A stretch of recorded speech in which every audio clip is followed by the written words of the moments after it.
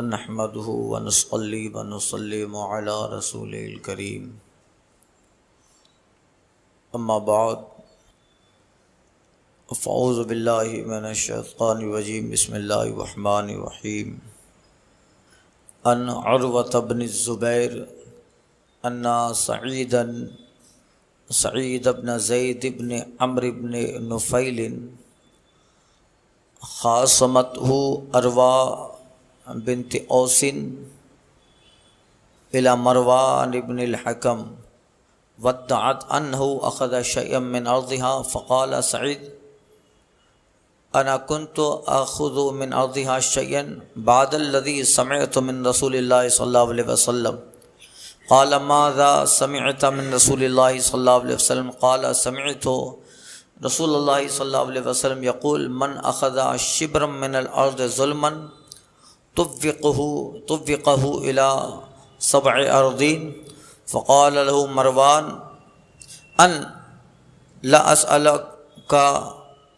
بينة بعد هذا فقال سعيد اللهم إن كانت كاذبة فعمي بصرها واقتلها في أرضها قال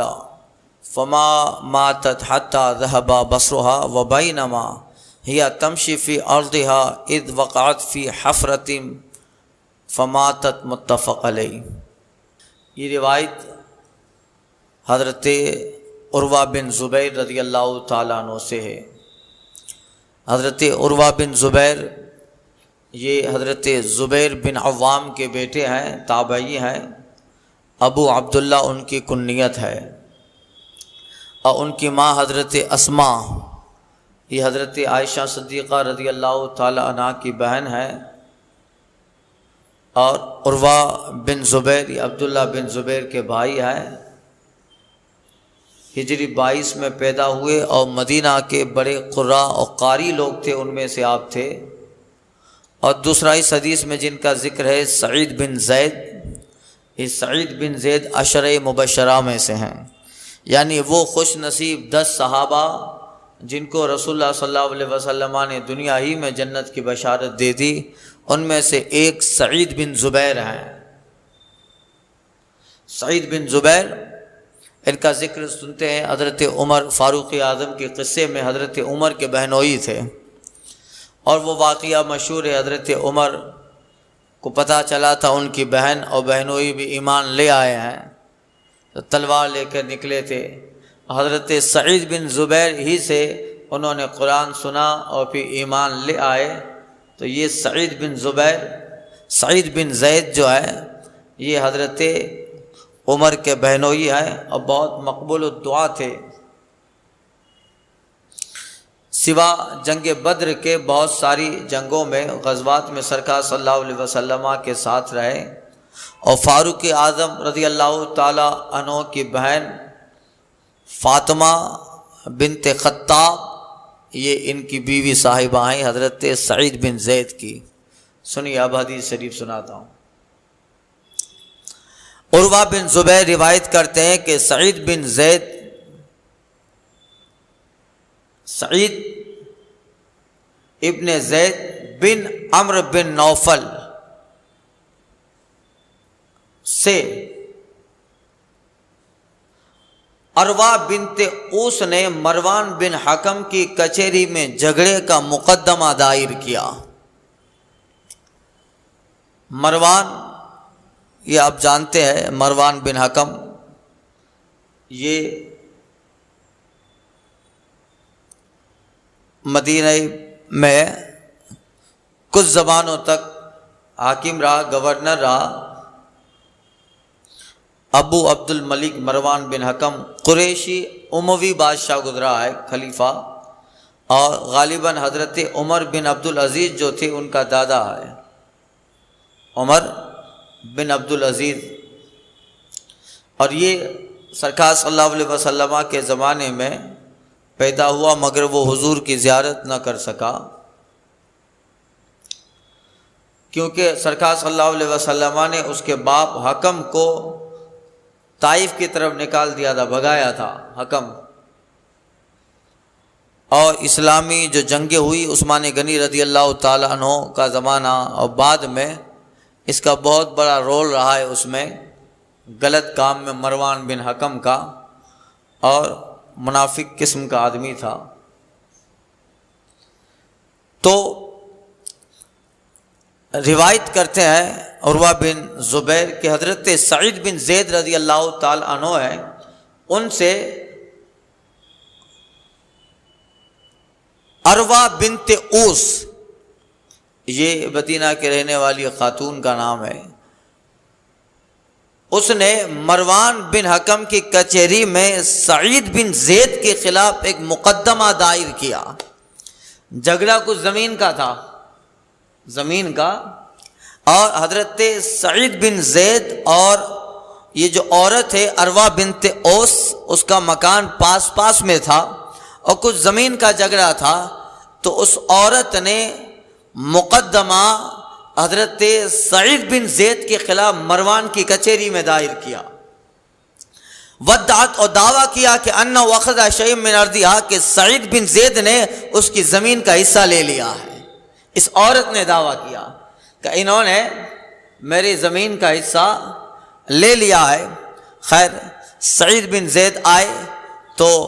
مروان نے پوچھا کیا بات ہے؟ حضرت سعید کہتے ہیں انا کنت آخذ من ارضها شیئا، کیا میں اس عورت کا تھوڑا سا زمین کا حصہ لے لوں گا اس کے بعد کہ میں نے رسول اللہ صلی اللہ علیہ وسلم سے سن لیا ہے؟ حضور سے وہ بات سننے کے بعد میں اس سے زمین کا حصہ لوں گا۔ مروان بولتا ہے ماذا سمعت من رسول اللہ، کیا سنا ہے رسول اللہ سے، کیا سرکار سے سنا ہے؟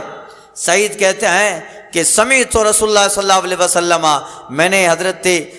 رسول گرامی وقار صلی اللہ علیہ وسلم سے سنا، آپ فرما رہے ہیں من اخذ شبرا من ارض ظلما، جو کسی آدمی کی ایک بالشت زمین ظلمن لے لے، کسی کی ایک بالشت، بالشت سمجھے ویت، ایک بالشت زمین اگر کوئی کسی کی ظلمن ناحق لے لے توفقہ الی 7 اردین، تو وہ زمین اس کے گلے کا توق پہنا کر 7 طبقات تک اس کو گھسایا جائے گا، اور زمین توفقہ تو اس کو گلے کا توق پہنایا جائے گا 7 زمین تک۔ تو بتائیے اتنی بڑی وعید رسول اللہ نے کہی ہے کہ اگر ایک بالشت زمین کسی کے ناحق اور ظلمن لے لے تو گلے کا توق وہ جائے 7 زمین تک، تو پھر میں ایک بالشت زمین کے لیے اتنا بڑا کام کروں گا؟ مروان کہتا ہے لا اسألہ بینۃ بعد ذلک، اب اس کے بعد میں آپ سے کوئی دلیل نہیں مانگوں گا، آپ صحیح ہیں، اس کے بعد میں آپ سے دلیل نہیں مانگوں گا، آپ صحیح ہیں۔ اس نے مان لیا۔ اب جو ہے قالا، پھر حضرت سعید رضی اللہ، چونکہ ان پہ تو قسم تھی، دعویٰ کیا تھا، اور عروہ بنت اوس عورت نے دعویٰ کیا تھا، تو دلیل عورت پر ہے، اور جس پہ دعویٰ کیا گیا جو مدعا علیہ ہے اس پہ قسم ہوتی ہے، اس پہ قسم ہوتی ہے۔ حضرت سعید بن زید تو یہ کہہ کر کہنے لگے کہ میں تو حضور سے اتنا سنا ہوں، اس کے بعد ایک بالشت زمین لے لوں گا۔ پھر حضرت سعید کہتی ہیں اللہم ان کانت کاذبہ، اے اللہ اگر یہ عورت جھوٹی ہے، اور جھوٹی تھی۔ حضرت سعید جانتے تھے مسئلہ کیا تھا، تھوڑا کنویں کا مسئلہ تھا، ان کے اور اس عورت کے مکان کے درمیان ایک کنواں تھا، اس کا جھگڑا تھا۔ تو اب حضرت سعید بن زید کہتی ہے اللہ اگر یہ عورت جھوٹی ہے فامی بصرہا، تو اس کی آنکھیں لے لے، فقتلہا فی ارضہا، اور جس زمین کے لیے لڑ رہی ہے اسی زمین میں اس کو مار دے، اسی زمین میں اس کو قتل کر دے۔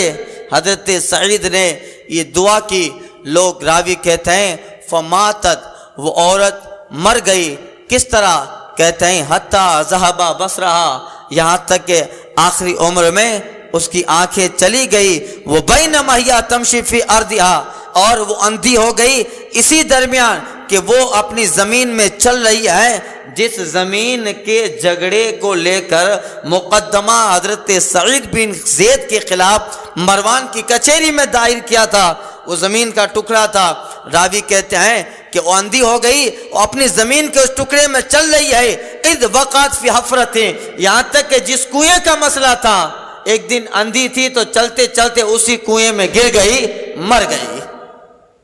اسی کنویں میں گر گئی اور مر گئی، فماتت، اسی جگہ مر گئے، جس کے ایک بالشت اور تھوڑی سی زمین کے لیے اتنے بڑے تابعی کے خلاف مقدمہ دائر کیا تھا، ان کی دعا رنگ لائی سعید بن زید کی کہ اندھی بھی ہو گئی، اور جس کنویں کا جھگڑا تھا ایک دن چلتے چلتے اسی کنویں میں مر گئی، گر گئی، مر گئی، اور کہتے ہیں کہ پھر لوگوں نے باہر بھی نہ نکالا، وہ کنواں ہی اس کی قبر بن گیا۔ یہ پھر سنیے اور روایت ہے، پھر روایت مسلم کی روایت میں حضرت محمد بن زید بن عبداللہ بن عمر سے اس کا معنی مروی ہے، وہ یہ ہے کہ راہ عمیاء، لوگوں نے اس کو اندھا دیکھا، تلمس الجدر، اس طرح لوگوں نے اس کو دیکھا کہ اندھے ہونے کی وجہ سے دیوار ٹٹول رہی ہے، اندھا جو ہوتا ہے جب چلتا ہے دیوار ڈھونڈتا ہے، تو کہتے ہیں لوگوں نے دیکھا کہ وہ اندھے پن کی حالت میں دیوار ٹٹول رہی ہے، وہ تقول، وہ کہہ رہی تھی اسباتنی دعوت سعید بن زید کی دعا لگ گئی، کیا کہہ رہی تھی؟ سعید بن زید کی دعا، یعنی بد دعا جو دی تھی، سعید بن زید کی دعا لگ گئی، وَأَنَّهَا مَرَّتْ عَلَى بِئْرٍ فِي الدَّارِ، اپنے ہی مکان میں ایک کنویں کے پاس وہ گزر رہی تھی، الَّتِي خَاصَمَتُ فِيهَا، وہ کنواں جس کے سلسلے میں سعید بن زید سے اس کا جھگڑا تھا، فَوَقَعَتْ فِيهَا، اسی میں گر گئی، فَكَانَتْ قَبْرَهَا، اور وہ کنواں ہی اس کی قبر بن گیا، وہ کنواں ہی اس کی قبر بن گیا۔ تو یہ چونکہ حضرت سعید بن زید جو بڑے صحابی تھے، عشرہ مبشرہ میں سے ہیں حضرت سعید بن زید، تو اب ان کی ناحق زمین کا جھگڑا تھا، اب حضرت سعید صحابی ہیں، ان سے تو کبھی یہ امید نہیں رکھی جاتی کہ کسی کی وہ بالشت زمین بھی لے لے، مگر عورت کا مزاج مرد کے مقابلے میں ان چیزوں میں بڑا سخت ہوتا ہے، مرد کہے گا چھوڑو نا، نہیں چاہیے، کہا نانا کریلا نوکا پہ کھپے، تو مشاہدہ ہے، مرد تھوڑا فرق عورت کے مقابلے میں، جنس کے مقابلے میں بول رہا ہوں، سب نہیں ہوتی، اللہ ماشاءاللہ بہت اچھی خواتین بھی ہوتی ہیں، مرد کہے گا کبھی کبھی گھر کا جھگڑا ہے تو کہے گا ابھی چھڑیو نا، ابھی نائے کھپنی جھگڑو پورو تھیے ڈیڈی ان کے پانکے کرو کم اچنو، عورت کہے گی نانا نو کھپے ہڑو نو جھگڑو تو حل نہ ہو، تو عورت اس کو ابھارے گی کہ نہ یہ زمین ہماری ہے، اس کو لینا ہے، تو اب جو ہے وہ بالشت زمین ہے مگر جھگڑا طول پکڑ جاتا ہے۔ کسی نے کہا تھا جھگڑے کی بنیاد ہیں تین، جھگڑے کی بنیاد ہیں تین، زر ہے اور زمین، زر ہے، زن ہے اور زمین، یہی تینوں جھگڑا ہے۔ تو یہ حضرت سعید بن زید وہ کہتے ہیں میں زمین کا ٹکڑا لوں گا، جبکہ رسول اللہ صلی اللہ علیہ وسلم سے سنا ہے اگر ناحق لے لیا تو وہیں زمین گلے کا توق بن جائے گی، دھستا رہے گا بندہ، ایک بالشت زمین، وہ لوگ خیال کرے دنیا کی 50-70 سال کی زندگی کے لیے کسی کی بھی زمین ہڑپ لیا، ناحق تو سمجھتا ہے اس کے پاس وہ رہے گی، نہیں اس کے پاس نہیں رہے گی، اس کے بعد کسی اور کی ملکیت میں آئے گی، تو لے کے مر گیا، مگر یہی زمین قیامت تک کے لیے وبال بنی رہے گی، وبال بنی رہے گی قیامت کے لیے۔ جو اور بزرگوں امام محمد غزالی نے ایک جگہ لکھا ہے کہ اگر کسی کا کوئی چیز ناحق لے لیتا ہے تو اکثر دیکھا گیا ہے کہ جو چیز لیا ہے اس سے ناحق لینے والا فائدہ اٹھا نہیں پاتا ہے اور قبر میں وبال الگ سے ہوتا ہے۔ اگر کسی کا 10,000 روپیہ لے لیا تو جس نے ناحق لیا ہے تو اکثر دیکھا گیا ہے کہ جو لیا ہے اسے وہ فائدہ اٹھا تو نہیں پاتا ہے، فائدہ تو اٹھایا نہیں، اور قبر میں حشر میں وبال آیا وہ الگ، وبال آیا وہ الگ۔ تو اس کی زمین لے لیا، اس کی زمین لے لیا، زمینیں کہیں 1 بیگھہ زمینیں کر لی، اب کیا کرے گا اس زمین کو؟ تیری قبر کے لیے جو ہے 2-4-5 فٹ ہی ضروری ہے، کیا کرے گا؟ پھر اتنے سب لے کے تو مر گیا، مگر یہ وبال قیامت تک رہا۔ پھر اسی زمین کو ناحق استعمال اس کا بیٹا اس کی اولاد کرے، اب زمین کا گناہ الگ، پھر اس کا ناحق استعمال ہوگا، اس کا گناہ، اس کا وبال اس پہ الگ، یعنی کچھ فائدہ تو اٹھا نہ پایا، الٹا قیامت تک اس کے وبال میں پھنستا رہا۔ اس لیے کبھی ایسا میٹر ہو، پڑوسی سے جھگڑا ہو، 1.5-2 بالشت زمین کا، 1 وال 2 وال میٹر 2 میٹر کا، تو پھر جانے دینا چاہیے۔ ہاں تو راضی ہوتا ہے لے لے، ہو سکتا ہے کہ اس کو راضی کر لیا ہے، میرا رب راضی ہو جائے، رب راضی ہو جائے کہ چلو مسلمان ہے، نہیں چاہیے تجھے زمین چاہیے، لے لے تو زمین۔ اس دل کی فراخی اور وسعت قلبی پہ اللہ راضی ہوگا، اس 1 بالشت زمین کی بدلے میں اللہ 1000 بالشت دے دے گا، اگر اس نے وسعت قلبی کا جو ہے مظاہرہ کیا، مگر نہیں ہو سکتا ہے، نہیں ہوتا ہے۔ کون کرے گا ایسا؟ نہیں کرے گا۔ اگر مرد کرے گا تو بیوی کہے گی نہیں کرنا ہے، بیوی مان جائے گی تو گھر کا اور کہے گا کہ نہیں اب کیس کرنا ہے، مقدمہ کرنا ہے، لینا ہے۔ یعنی سب جو ہے 1 بالش زمین ہے، باتیں بڑی تقوی کی ہوگی، باتیں بڑی پرہیزگاری کی ہوگی، جب مگر اپنے اوپر آتی ہے تو پھر تقوی بالائے طاق رہ جاتا ہے، تقوی بالائے طاق رہ جائے گا، باتیں بڑی بڑی ہوگی، بڑے بڑے دعوے پرہیزگاری کے ہوتے اللہ ماشاءاللہ، مگر جب وہی بات اپنے اوپر آتی ہے تو پھر تقوی بھول جاتا ہے، طہارت بھول جاتا ہے، پرہیزگاری بھول جاتا ہے، پھر وہی دماغ میں جو ہے گھسا رہتا ہے ہمیشہ۔ اس لیے امام غزالی نے لکھا ہے تو جس کا دعویٰ کرتا ہے اسی سے آزمایا جائے گا۔ امام غزالی نے لکھا ہے، حجت الاسلام ہے اور بہت بڑے ولی اللہ ہیں، مجدد ہیں، امام محمد غزالی کہتے ہیں تو جس کا دعویٰ کرتا ہے اسی سے آزمایا جائے گا۔ آدمی دعویٰ کرتا ہے یہ باپو پانکے کیے نو کھپے، کرو ہوئے اللہ اللہ کریو نا،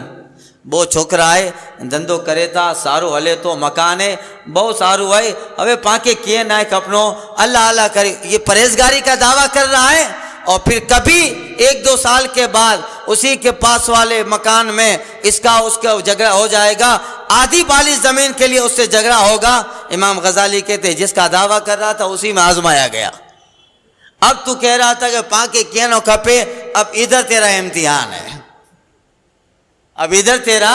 امتحان ہے، پہلے بار بار بول چکا ہے پانکے کیے نو کھپے، ابھی اللہ اللہ کریو مکان ہے، تو اب جو بول رہا تھا اسی سے آزمایا گیا ہے، اب امتحان ہے، اب جو پہلے بولا تھا اس پہ ثابت قدم رہے تو امتحان میں کامیاب ہے۔ تو آدمی جس کا دعویٰ کرتا ہے اسی سے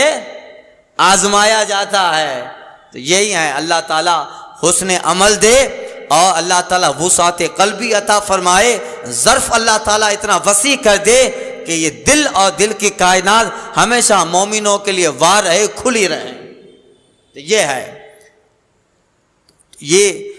تو ایک واقعہ ہے حضرت سعید بن زید کا، مگر اس کے تناظر میں نصیحت ہے، اس کے تناظر میں ایک بہت بڑا میسج ہے کہ حضور نے فرمایا 1 بالشت زمین لے لیتا ہے، تو بتائیے 1 بالشت زمین کا وبال لیا ہے تو پھر بیگھا کی بیگھائیں لے لیتا ہے، اس کا حال کیا ہوگا؟ اس کا حال کیا ہوگا؟ پھر وہ وبال بنے قیامت تک کے لیے۔ طُوِّقَهُ إِلَى 7 أَرْضٍ، آقا کہتے ہیں 7 زمین تک اس کا طوق پہنایا جائے گا، 7 زمین تک۔ تو یہی ہے، اللہ تعالیٰ حسن عمل اور حسن نیت اور وسعت قلبی اللہ تعالیٰ عطا فرمائے۔ کبھی بھی ناحق جب ہوتا ہے تو پھر وہ ناحق جو ہے آگے قبر میں آخر تک ظلم کی شکل میں وہ بندے کو قبر و حشر میں بہت جو ہے، جس نے دنیا میں ظلم سے کوئی چیز لے لی ہے تو پھر وہ وبال بنتی ہے۔ علامہ سعدی کہتے ہیں تمام حلق فرو بزان استخوان درشت ولی شکم بدرو چوں بگیری اندر ناپ۔ علامہ سعدی کہتے ہیں کہ ظلم کی ہڈی بڑی سخت ہوتی ہے۔ علامہ سعدی کہتے ہیں تمام حلق فرو بردن استخوان درشت، ظلم کی ہڈی جو ہے بڑی سخت ہوتی ہے، جب گلے کے نیچے جاتی ہے تو اندر کو سب چیر پھاڑ کر دیتی ہے، گلے کے اندر جاتی ہے تو بڑا سب پورا نظام بگڑ دیتی ہے، گاڑ دیتی ہے۔ اس لیے ظلم کی ہڈی کبھی گلے کے نیچے نہیں جانی چاہیے، اگر گئی ہے تو اندر کو پورا تیش نحس کر دیتی ہے، اور مظلوم کی دعا، مظلوم کی بد دعا اور اس کی آہ سے بچنا چاہیے۔ علامہ سعدی کہتے ہیں بترس از آہ مظلومہ کہ ہنگام دعا کردن، کہتے ہیں بترس از آہ مظلومہ کہ ہنگام دعا کردن، اجابت ازو حق بہر استقبال میں آیت، مظلوم کی آہ سے بچ کہ مظلوم کی آہ قبولیت کے دروازے پہ نہیں جاتی ہے، بلکہ قبولیت اس دعا کے قریب آ جاتی ہے، قبولیت خود اس کے قریب آ جاتی ہے۔ اس لیے اگر کبھی ایک زمین کا جھگڑا بھی ہے تو پھر وسعت قلبی سے اس کو جانے دینا چاہیے۔ اب 80 سال 50 سال تو زندگی کے گزر چکے، اب رہنا 30 سال ہے، میں مر جاؤں گا، یہ جھگڑا رہے گا، میرے بعد اس کے بیٹے سے میرے بیٹے لڑیں گے، اس کے بعد اس کے بیٹے سے اس کے بیٹے لڑیں گے، تو یہ میں مر گیا، اس زمین کا ٹکڑا کئی سالوں تک چلتا رہے گا۔ چلو جو بھی ہے، اب پائیں بادشاہ میں کہتے ہیں چھیڑو پھاڑیو، جو بھی ہے اس کو، پھر ظاہر بات ہے اپنا باپ اور پڑوسی یہ اس زمین کے ٹکڑے کے لیے لڑتے رہے، باپ مر گیا تو اس کا بیٹا لڑے گا، ہوتا ہے کہ نہیں ہوتا؟ بیٹا لڑے گا، اس کے بعد اس کا بیٹا لڑے گا، اس لیے نسلوں تک یہ آہ اور ظلم چلتا رہے۔ بہتر ہے کہ اگر نہیں چاہیے اللہ کی ذات پہ کامل بھروسہ کر کے اگر دے بھی دینا ہے، مگر اس نیت سے کہ تاکہ جھگڑے نہ ہو، فساد نہ ہو، اور کسی مسلمان کی پھر غیبت نہ ہو۔ ظاہر بات ہے جس سے لڑا ہے تو پھر جگہ جگہ اس کی غیبت ہی کرے گا، اس کے قصیدے تو بیان نہیں کرے گا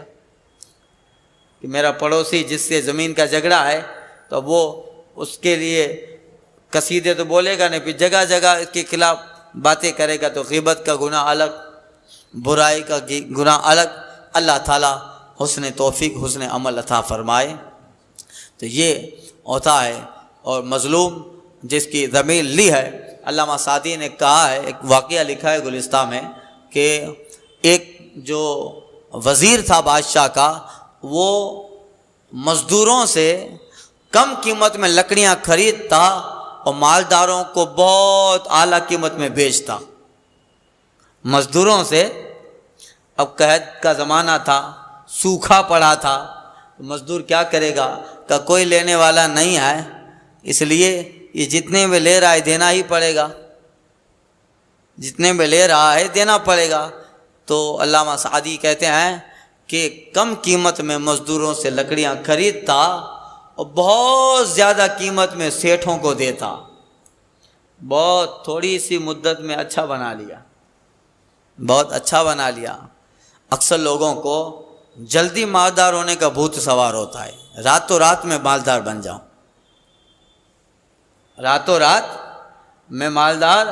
بن جاؤں، یہ جلدی ہوتا ہے۔ کوئی بھی چیز اسٹیپ بائی اسٹیپ رہتی ہے تو اس میں اہمیت بھی رہتی ہے، پائیدار رہتی ہے، اور اچانک جب بن جائے گا تو پھر وہ پائیدار نہیں ہے، جتنا جلدی آیا ہے اتنا جلدی چلا بھی جائے گا، یہ ہوتا ہے۔ تو وہ مزدوروں سے سستی قیمت میں خریدتا اور بیش بہا قیمت میں سیٹھوں کو بیچتا، بہت بڑا گودام جمع کر لیا لکڑیوں کا، اتنی جمع کر لی کہ اب اس پہ نازا تھا، اب بہت ہو گیا، اب بیچنا شروع کروں، سب کو مالداروں کو اعلیٰ قیمت میں وزیروں کو دیتا رہوں۔ اچانک ایک دن رات کو وہ سویا ہوا تھا کہ پتہ نہیں کہیں سے آگ آئی اور اس کا جو لکڑیوں کا گودام بھرا ہوا تھا، جس کو اس نے ان غریب مزدوروں سے خریدا تھا، جو پورا گودام بھرا تھا لکڑیوں کا، اچانک اوپر سے کہیں آگ آئی اور ایک چنگاری ہی کافی تھی لکڑیوں کے لیے، اس نے پورا خاکستہ جلا دیا۔ وہ رات کو وہاں سے اٹھا، بیدار ہوا، دیکھا کہ اس کے گودام سے اوپر دھواں نکل رہا ہے، تو سوچتا ہے، دنگ رہ گیا کہ ارے یہ دھواں کیسا ہے؟ کسی صاحب دل کا وہاں سے گزر ہوا، میاں دھواں نہیں ہے، یہ مظلوم اور مزدوروں کی آہ کا نکلا ہوا اثر ہے، یہ دعا نہیں ہے، یہ مظلوموں کی آہیں ہیں جو دعا کی اثر میں نکلی ہیں۔ تو ظلم کا انجام ہمیشہ بڑا خطرناک ہوتا ہے۔ ظلم ہے، بڑھتا ہے، مٹ جاتا ہے، خون ہے، بہتا ہے، جم جاتا ہے، اب دستے قاتل پہ جمے یا کف خنجر پہ جمے۔ تو یہ جو ہے ہوتا ہے، اللہ تعالیٰ توفیق عطا فرمائے۔ تو اس سعید بن زید رضی اللہ تعالیٰ عنہ کے واقعے میں ایک بہت بڑی عبرت ہے۔ سوئیں آگے والی ان ابن عمر انا عمر بعث جیشن امر علیہم رجل یدعا ساریہ فبینما عمر یخطب فجعل یصیح یا ساری الجبل فقدم رسول من الجیش فقال یا امیر المومنین لقینا عدونا فہزمونا فاذا بالصائح یصیح یا ساری الجبل یا ساری الجبل فاستندنا ظہورنا الی الجبل فہزمہم اللہ تعالی، رواہ البیہقی فی دلائل النبوہ۔ حضرت عبداللہ بن عمر سے روایت ہے کہ حضرت عمر بن خطاب فاروق اعظم رضی اللہ تعالیٰ عنہ نے ایک لشکر بھیجا، کہاں؟ نہاون کی زمین پہ، ایران کے علاقے میں نہاون کی زمین پر ایک لشکر حضرت فاروق اعظم نے بھیجا۔ یہ جو نہاون ہے، یہ نہاون جنوبی ہمدان کے پہاڑوں کی ایک مشہور بستی تھی۔ ہمدان یہ ملک کے فارس میں ہے، اور جو ہے وہاں کا ایک بہت زبردست علاقہ تھا۔ تو حضرت فاروق اعظم رضی اللہ تعالیٰ عنہ نے ایک لشکر بھیجا ہمدان کی طرف، اور اس لشکر کا امیر حضرت ساریہ رضی اللہ تعالیٰ عنہ کو بنایا، جن کا نام ساریہ ابن زینم تھا۔ حضرت ساریہ، یہ واقعی اکثر سنتے رہتے ہیں۔ وہ امر علیم رجولن، ایک ایسے انسان کو امیر لشکر بنایا، یہ دعا ساریہ، جس کو ساریہ کہا جاتا ہے۔ اب ہوا ایسا واقعہ یہ ہے کہ جمعہ کا دن تھا، حضرت فاروق اعظم رضی اللہ تعالیٰ عنہ مسجد نبوی میں خطبہ دے رہے تھے جمعہ کا، اور اسی وقت حضرت ساریہ کافروں سے نہاون کی زمین پہ جنگ کر رہے ہیں، کافروں سے نہاون کے علاقے میں جنگ کر رہے ہیں، اور اچانک کفار لشکر اسلام پہ غالب آنے والا ہے۔ اچانک کفار کا لشکر جو تھا وہ لشکر اسلام پہ غالب آنے والا ہے کہ حضرت فاروق اعظم رضی اللہ تعالیٰ عنہ مسجد نبوی میں خطبہ دیتے دیتے کہہ رہے ہیں، یا ساریہ الجبل، یا ساریہ الجبل، اے ساریہ اس طرح آ جاؤ کہ پہاڑ تمہارے پیچھے آ جائے، پہاڑ کے دامن میں آ جاؤ، دشمن سے محفوظ ہو جاؤ گے۔ پہاڑ کے دامن میں آ جاؤ، پہاڑ کے قریب آ جاؤ، پہاڑ کو اپنے عقب پشت میں لے لو۔ اللہ اللہ، یہاں فاروق اعظم آواز لگاتے مدینہ میں، فارس میں حضرت ساریہ عمر بن خطاب کی آواز سن لیتے ہیں۔ کوئی کمیونیکیشن نہیں ہے، کوئی دورباس ینتر نہیں ہے، کوئی موبائل کا تصور نہیں ہے، نہ کوئی تار، نہ کسی چیز، نہ ان چیزوں کا اس زمانے میں تصور ہے۔ یہ روحانی نیٹ ورک ہے۔ فاروق اعظم آواز لگا رہے ہیں، نہاون میں حضرت ساریہ سن رہے ہیں۔ یہی ہے روحانی کمیونیکیشنز۔ یہ حضرت فاروق اعظم رضی اللہ تعالی عنہ کی آواز تھی۔ سنیے، حدیث کا ترجمہ کرتا ہوں کہ اسی درمیان حضرت عمر یخطبو، خطبہ دے رہے تھے، اچانک فَيَجْعَلَ يَسِيحُ، حضرت عمر آواز دینے لگے، یا ساریہ علی الجبل، یا ساریہ الجبل، اے ساریہ پہاڑ، اے ساریہ پہاڑ۔ اور پھر یہ واقعہ ہو گیا، مسجد میں نماز ختم ہو گئی، کچھ دن گزر گئے، فقدم رسول من الجیش، اسی لشکر میں سے ایک قاصد مدینہ میں آیا اور کہا، اے امیر المومنین، ہم نے جو ہے ہمارے دشمن سے ملاقات کر لی تھی، فہزمونا، وہ قریب تھا کہ ہم کو شکست دے دیتے، فائدہ کہ اچانک ہم نے ایک آواز سنی، ایک بلند آواز کرنے والا آواز لگا رہا تھا، اے ساریہ جبل، اے ساریہ پہاڑ، فسندنا ظہورنا الی الجبل، تو ہم سب جو ہیں پہاڑ کی کوہ میں، پہاڑ کے دامن میں آ گئے۔ اب آنا تھا، فہزمہ اللہ، اللہ تعالیٰ نے ان دشمنوں کو شکست دی، لشکر اسلام کو اللہ نے فتح عطا فرمائی۔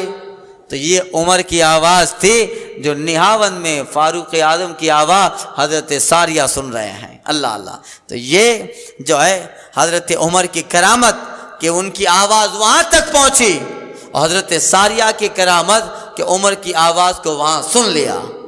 تو چونکہ باب الکرامت ہے، تو پھر یہ حضرت فاروق اعظم کی کرامت ہے۔ تو یہ ساری چیزیں، یہ اس زمانے کا روحانی نیٹ ورک تھا جس کے لیے سم کارڈ کی ضرورت نہیں تھی، جس کے لیے سیٹلائٹ کی ضرورت نہیں ہے، کمیونیکیشنس ایکٹیویٹیز کی جو نیسیسریز ہیں اس کی ضرورت نہیں ہے۔ یہ حضرت فاروق اعظم کا روحانی نیٹ ورک تھا کہ آواز لگاتے ہیں بغیر تار و کنیکشن کے نہاوت میں ساریاں سن لیتے ہیں۔ تو یہ سب پہلے استعمال ہو چکے ہیں، اگر آپ اس طرح دیکھو تو یہ سب پہلے استعمال ہو چکے ہیں، یہ موبائل استعمال ہو چکا ہے۔ حضرت سلیمان علیہ السلام اپنے تخت کو اشارہ کرتے تھے، وہ تخت حضرت سلیمان علیہ السلام کو ہوائی جہاز کی طرح آسمان میں لے جاتا، جہاں جانا ہوتا پہنچا دیتا، جہاں جانا ہوتا پہنچا دیتا۔ آپ اشارہ کرتے تخت نیچے آپ کو لے آتا۔ تو یہ جو ہے واقعہ عرض کرنے کے بعد مقصد چونکہ اس کو باب الکرامات میں بیان کیا ہے، تو حضرت عمر کی کرامت ہے کہ آپ مدینہ میں بیٹھ کر نہاون کا حال دیکھ رہے ہیں۔ جو عمر مدینہ میں بیٹھ کر فارس کی زمین کو ملاحظہ کر رہا ہے، اس کا آقا مصطفیٰ بھی مدینہ میں بیٹھ کر نہ زمین عرش کا ملاحظہ کر رہا ہے۔ یہ آقا کی شان پتہ چلی۔ اعلیٰ حضرت فرماتے ہیں سر عرش پر ہے تیری گزر، دل فرش پر ہے تیری نظر۔ یا رسول اللہ، سر عرش پر ہے تیری گزر، دل فرش پر ہے تیری نظر، ملکوت و ملک میں کوئی شے وہ نہیں جو تجھ پہ آیا نہیں، ملکوت و ملک میں کوئی شے وہ نہیں جو تجھ پہ آیا نہیں۔ واخر دعوانا ان الحمد للہ رب العالمین۔